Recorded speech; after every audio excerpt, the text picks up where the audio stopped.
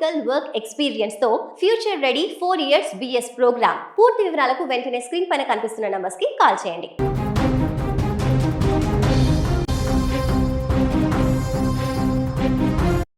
వందలాది మంది బంధుమిత్రుల సాక్షిగా ఆనందోత్సాహాల మధ్య ఆ ఇద్దరి కళ్యాణం ఎంతో వైభవంగా జరిగింది.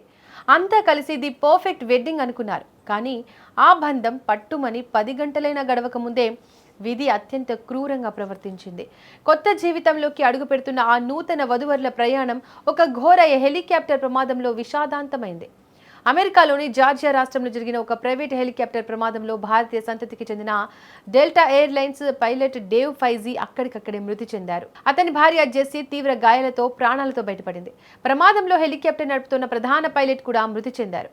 మృతుడు డేవ్ తల్లిదండ్రులు జార్జ్ షీబా కొన్నేళ్ల క్రితం కేరళలోని ఎర్నాకులం నుంచి అమెరికాకు వలసరాగా వధువు జెస్నీ కుటుంబానికి కూడా కేరళలోని అలప్పుళ జిల్లాతో సంబంధాలు ఉన్నాయి.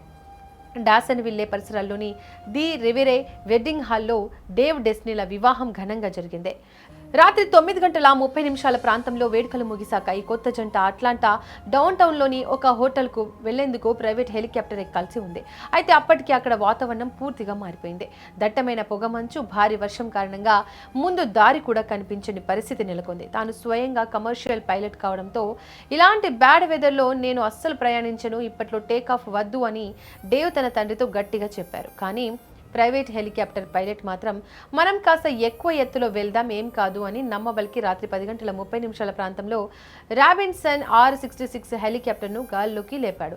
దురదృష్టవశాత్తు టేకాఫ్ అయిన కొద్దిసేపటికి ఆ హెలికాప్టర్ డాసన్విల్లే నైరుతి దిశలో ఉన్న దట్టమైన అడవులు, కొండల మధ్య కూలిపోయింది. ఈ భీకర ప్రమాదంలో హెలికాప్టర్ ముక్కలై చెట్ల మధ్య పడిపోగా తీవ్రంగా గాయపడిన వధువు జెస్నీ ఆ శిథిలాలు విరిగిపడిన చెట్ల కింద దాదాపు 5 గంటల పాటు కదల్లేని స్థితిలో చిక్కుకుపోయింది.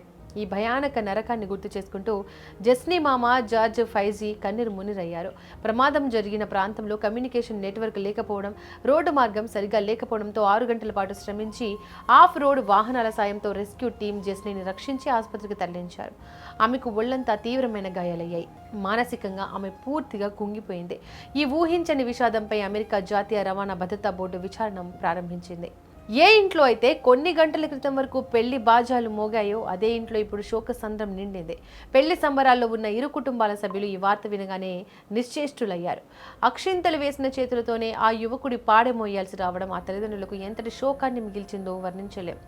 విధి ఆడిన ఈ వింత నాటకంలో ఒక పచ్చని సంసారం ప్రారంభం కాకముందే ముగిసిపోయింది.